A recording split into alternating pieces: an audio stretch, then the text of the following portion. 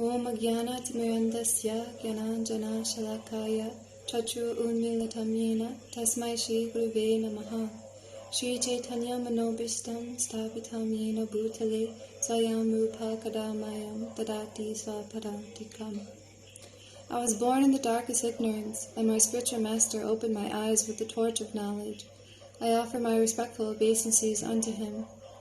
When will Srila Rupa Goswami Prabhupada, who has established within this material world the mission to fulfill the desire of Lord Chaitanya, give me shelter under his lotus feet? Vande Ham Shri Guru, Shri Yuta Padakamalam, Shri Gurun Vaishnavamscha, Shri Rupam Sagrajatam Saha Gana Raghunatham Vitam Tam Sajivam Sadvetam Savadutam Parijana Sahitam Krishna Chaitanya Devam Shri Radha Krishna Padan Saha Gana Lalita Shri Vishakam Vitamscha. I offer my respectful obeisances unto the lotus feet of my spiritual master, and unto the feet of all Vaishnavas. I offer my respectful obeisances unto the lotus feet of Srila Rupa Goswami, along with his elder brother Sanatana Goswami, as well as Raghunath Das and Raghunath Bhatta, Gopala Bhatta, and Srila Jiva Goswami. I offer my respectful obeisances to Lord Krishna Chaitanya and Lord Nityananda, along with Advaita Acharya, Gadadhar, Srivas, and other associates. I offer my respectful obeisances to Srimati Radharani and Sri Krishna, along with their associates, Sri Lalita and Vishaka.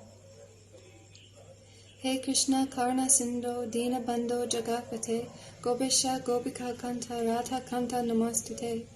O my dear Krishna, you are the friend of the distressed and the source of creation.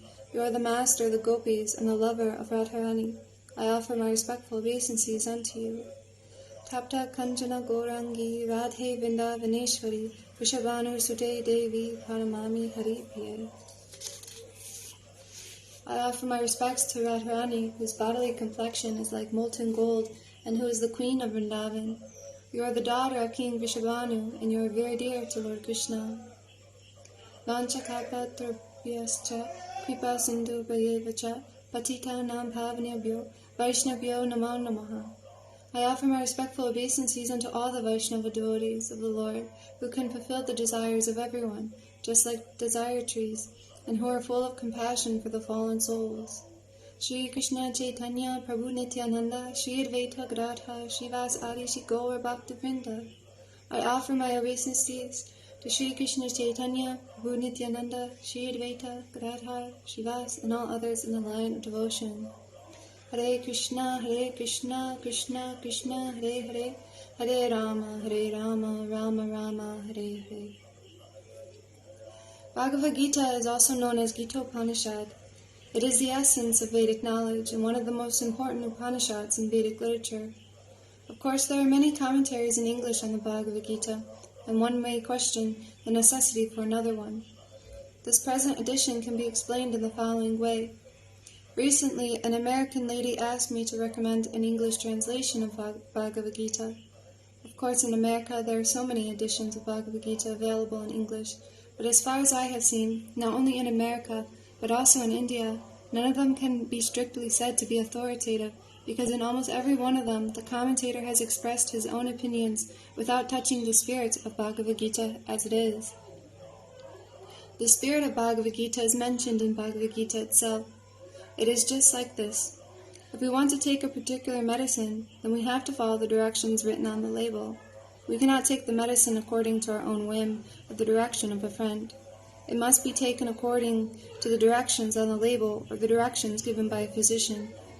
Similarly, Bhagavad-gita should be taken or accepted as it is directed by the speaker himself. The speaker of Bhagavad-gita is Lord Shri Krishna. He is mentioned on every page of Bhagavad-gita as the Supreme Personality of Godhead, Bhagavan. Of course, the word Bhagavan sometimes refers to any powerful person or any powerful demigod, and certainly here Bhagavan designates Lord Shri Krishna as a great personality, but at the same time we should know that Lord Shri Krishna is the Supreme Personality of Godhead, as is confirmed by all great acharyas, spiritual masters, like Sankaracharya, Ramanujacharya, Madhavacharya, Nimbaka Swami, Sri Chaitanya Mahaprabhu, and many other authorities of Vedic knowledge in India. The Lord himself also establishes himself as the Supreme Personality of Godhead in the Bhagavad-gita, and he is accepted as such in the Brahma Samhita and all the Puranas, especially the Srimad Bhagavatam, known as the Bhagavad-Puran, Krishnastu Bhagavan Svayam. Therefore, we should take Bhagavad-gita as it is directed by the Personality of Godhead himself. In the 4th chapter, the Lord informs Arjuna that this system of yoga, the Bhagavad-gita, was first spoken to the Sun God, and the Sun God explained it to Manu, and Manu explained it to Ikshvaku.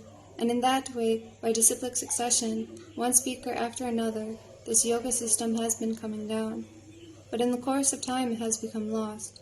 Consequently, the Lord has to speak it again, this time to Arjuna on the battlefield of Kurukshetra.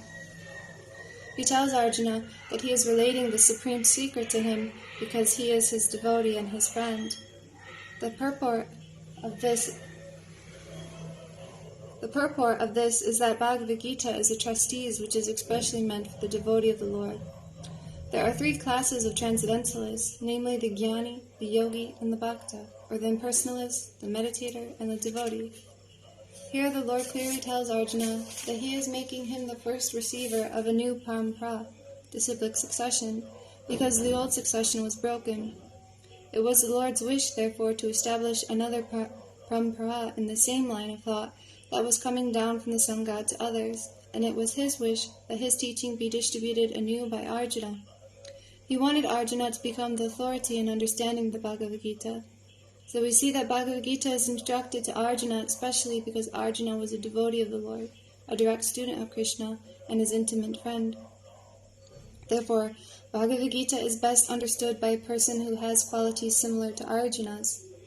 That is to say, he must be a devotee in a direct relationship with the Lord.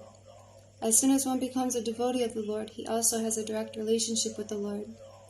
That is a very elaborate subject matter, but briefly it can be stated that a devotee is in a relationship with the Supreme Personality of Godhead in one of 5 different ways.